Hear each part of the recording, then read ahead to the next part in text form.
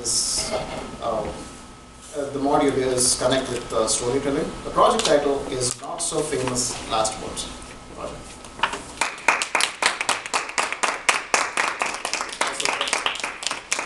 The time is 5 to 7 minutes.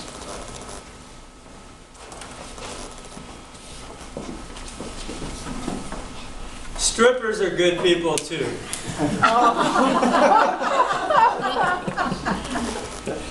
Good evening, my fellow Toastmasters, our guests.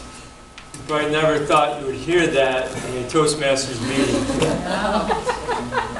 Well, I didn't think I'd hear that for the last words that my father said to my brother and I. My dad ended up with cancer and we went to visit him. I'm going to get back to that in a little bit. See, as I grew up, my relationship with my father was kind of strained. My father said a lot of things in his life, and a lot of the things I remembered were negative. I remember there's times where my dad would be sitting at the couch here, and a remote would be over there. We'll be in another room, and he'll start screaming for us to go get that. Give me that, please. No, he didn't say please, though. He just said, give me that. And we'd get angry. As we got a little older, we started arguing with him. I told him that I'm not a slave of yours. One of the things that I remember to this day, he said, son, slave, same thing. That would stick with me for most of my life. I still remember this now. That's why I'm saying it. Another thing he would do, he would just talk down to us. And then, I remember one time when I was little, I just felt inside that I want to be someone great one day. I was excited. It came up to my dad. Dad, I want to be someone great one day. Dad looked at me and says, you're going to be like me, you're not going to make anything. It crushed me. It crushed me. But here's the thing is, years later, I realized my dad was hurting himself. See, the things that he would say hurt me so much, made me kind of miss on the things he didn't say. The things he did that was supportive, I missed a lot of that. But years later, I got it. See, my dad had a lot of talents. And he was just, had low self-esteem. And he tried to project that on me. I don't think he did it to hurt me.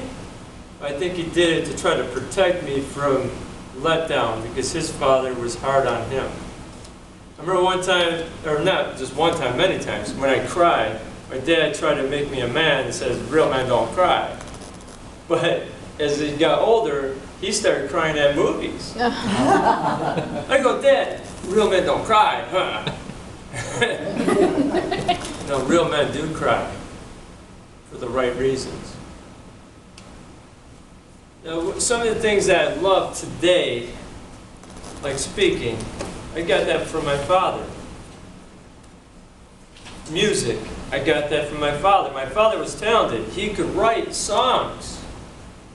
He tried to get them sold out. He tried to get a singer to take his song. Never got it published out, never did anything. I write songs now. I'm not looking for anyone to sing them now. I was like, who am I going to get to sing my songs? I felt God says, you. I was like, I'm not a singer. My dad did sing. He was a better singer than I am. But he didn't sing his songs and put them out there. I have. I put them on YouTube.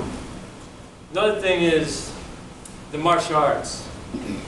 My father and I used to watch on Channel 61. Some of you in this area remember it wasn't always selling things. It wasn't always a home shopping network.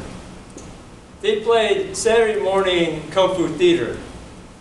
And we'd watch it every Saturday morning. See some of you are smiling, you know what I'm talking about. But we would watch that, and I always wanted to do the martial arts. Then as I started working, I got a chance to do it. And then now I own my own school. I've been doing the martial arts since 1997. Or not 97, I mean 92, but I had my black belt in 97. Ramsey, didn't you say you were born in 97? I've been a black belt since you were born. So that's how long it's been doing the martial arts. Now my father, he has supported me, and I didn't really see this, but through the years, he went to my tournaments with me.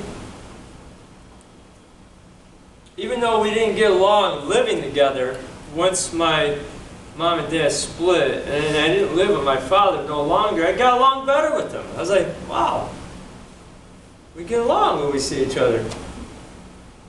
And I even took him with me to Kentucky to do a tournament. We had a great time, no arguments. It was wonderful to spend that kind of time with my dad. Now as time goes by, I haven't seen my dad for a while. He moved to Toledo, but then my wife and I got married. We got married on Father's Day. So we got my dad a gift. It was a nice little watch.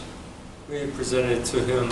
We got a gift for my wife's father. We presented him the gift there in front of everybody. So we honored our fathers right there. But I said to my dad was always overweight. I said to him, Dad, you look good. You lost a lot of weight. What are you doing? He goes, I'm not doing anything. I realized he was doing cancer. A few years later, he never got checked. We got a phone call, my dad is in the hospital. Ann Arbor, Michigan. He was up there at the Veterans Hospital. We got a call that he doesn't have much to live. So we took we all went to go together to take a trip. It was my sister, my brother-in-law, myself, my wife, and then my brother. We wanted him to go with us, but that was a complication. Because here my brother, he ended up being in a rehab. It was forced by the city because he was arrested for drug use. He was only 17 years old. So we had to plead to bring him with us. So we brought him with us. We got it there. We had a short time. So when we got up to Ann Arbor, Michigan, we only had a little bit of time with my father. But here's the cool thing is, that was a great time that we had with him. So we brought cards, we played cards with my dad. I brought pictures. He'd never seen my karate studio. So I brought pictures of the studio. The head of our system was Al Tracy. My dad knew about him. And then I brought pictures of him at my studio. And my dad was so proud. He just looked, he had that look of pride. With tears in his eyes, he looked at me and says, I'm proud of you. That was the first time he ever said that to me that I remember. I'm sure he said it at least once or twice before. But now that I grew past all this, all that pain, and I could enjoy my father for who he really was. And then as we were about to leave, everyone's all leaving, my brother and I, well first before we did that, my dad goes, that watch that I gave him, and a ring he had. He goes to me and goes, Roger, I want you to have this. It was the watch. He goes, wait, no. Josh, I want you to have this. And the watch. I'm like, well, that's my watch. Then he goes to the ring. He says, I want you to have this. So, mind you, my dad was on morphine, so he was a little confused. So then as we were about to leave, my dad said to my brother and I, strippers are good people too. We just looked at him like, okay, Dad. We don't know if that was some kind of deep wisdom my father had, or was it the morphine speaking? But that was some of the wisest words he probably said.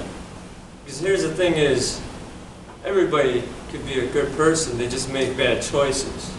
See, my father made a lot of bad choices in his life, but he was deep down inside a good person, and now I see that because I put the pain past me.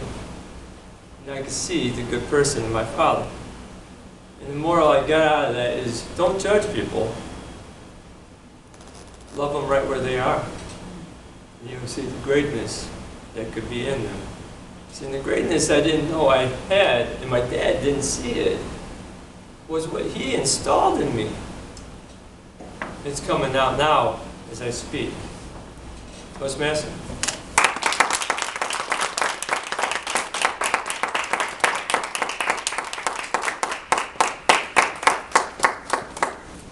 Great speech, Raja. Wow.